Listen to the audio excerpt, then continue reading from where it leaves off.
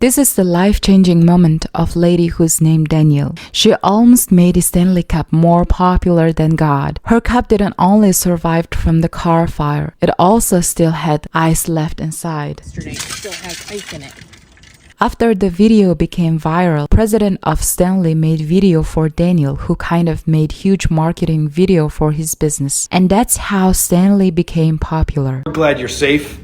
I've seen a lot of comments that we should send you some Stanleys. Well, we're gonna send you some Stanleys. But there's one more thing.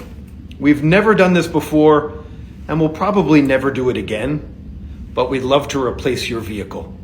While Stanley Cup is becoming a massive cultural trend for the ladies, there are some crazy other things going on about it. Recently, a woman in California allegedly stole 65 Stanley Cups from a store and stuffed them into her car. The police issued a warning. While Stanley quenchers are all the rage, we strongly advise against turning into crime to fulfill your hydration habits. Looks like owning some cup has become as valuable as accepting yourself as a human being. Having water cup is okay, but it's getting out of hand.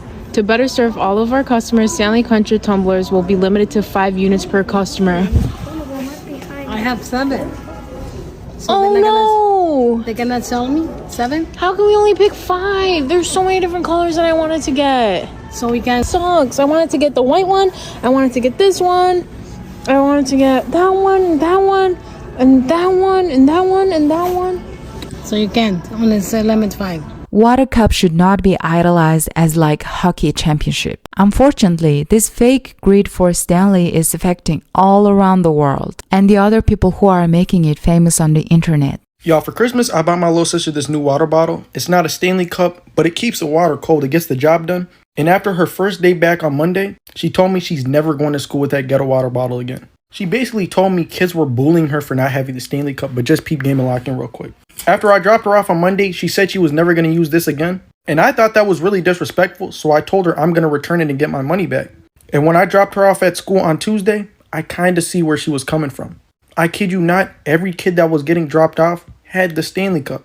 And I want y'all to keep in mind, these kids are small as hell. They're walking around with the Stanley Cup like it's a baseball bat. While we are having nonsense over this trendy cup, there are different people who sees things from scientific sites found that Stanley has lead in its manufacturing process. Daryl Aston from Today website published that do Stanley cups contain lead? What to know about the lawsuit at potential exposure risk. In the article, they said a Seattle-based law firm is suing Stanley in a potential class action suit, alleging that company delayed in publicly confirming that it uses lead in its manufacturing process. So recently I found out that Stanley Cups have lead in them, and I've been wanting to test this to find out for myself. I have the lead test, and I'm gonna swab it around certain parts of my Stanley Cup. I really hope that this doesn't have lead because... Okay, oh my gosh, that's kind of scared me. I really hope that this doesn't have lead because my boyfriend got me this. I heard it's found more in the bottom, so... I'm so scared. I don't think so.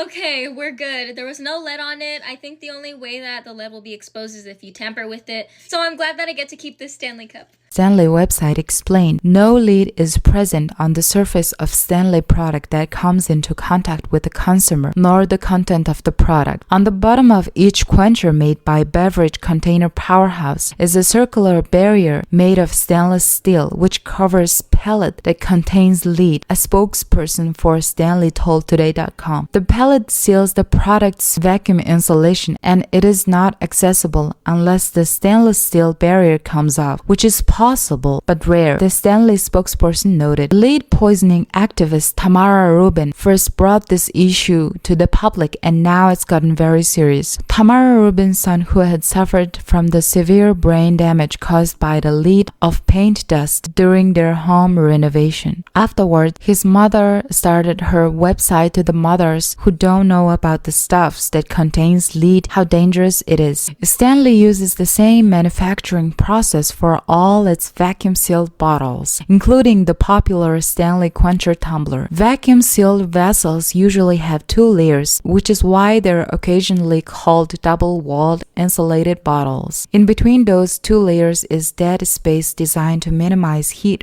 or cold transfer from the inner to the outer layer. This is what helps to keep your drinks hot or cold for a long time. Most important question is that are there any other water bottle brand has lead in it, and should we be cautious about it? Almost all industry still water bottle use lead in its tiny area. Chances of lead gets broken from the water bottle is very rare. I'm gonna put down all the website that I used in this video. If you wanna explore about this topic more, you can visit there. Lastly, I'm so glad you watched my video until the end. Please share your thoughts on the comment down below, and don't forget to like and subscribe. Thank you and peace.